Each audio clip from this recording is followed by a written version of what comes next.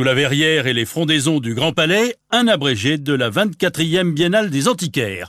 Le goût des Stenitz, Bernard et Benjamin, décor de boiserie pour une monumentale paire de vases retour d'Égypte, ou la perfection faite bureau par Boulle. Chez les Rossi, Marella et Jean-Marie, la fille et le père, écrin doré de bonbonnière, pour cette commode et ses encoignures à décor de lac de Chine 18e.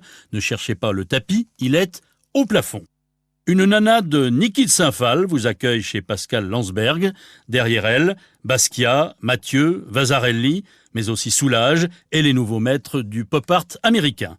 La tapisserie est de Le Corbusier, le mobilier de Charlotte Perriand. François Lafanour, Downtown, a recréé dans un décor japonisant l'exposition de Charlotte Perriand à Tokyo en 1955 pour une synthèse des arts. Mouvement esthétique et philosophique où l'on retrouvait Fernand Léger, Le Corbusier et Charlotte Perriand.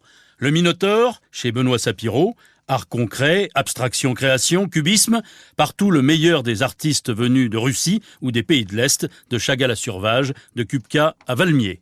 Alain Demachy, architecte, décorateur, devenu antiquaire quai Voltaire, présente ses miroirs ibériques de bois doré et de verre peint, avec du mobilier 18e, cette jolie petite bibliothèque peinte, et du 20e, André Laurence, un panneau de bois, et le vampire musicien de Ludovic Trouille. Le bestiaire de Michel Poletti et Alain Richarme, univers du bronze, réunit les plus grands sculpteurs animaliers, de Barry à Bugatti, avec cette année en exergue l'œuvre de Pompon et à son célébrissime Ours Blanc. Chez Franck Prazan, galerie Applicat Prazan, les incontournables tableaux de Serge Poliakoff côtoient cette année un chef-d'œuvre de Nicolas de Staël, la table de l'artiste, peint semble-t-il quelques mois seulement avant sa mort.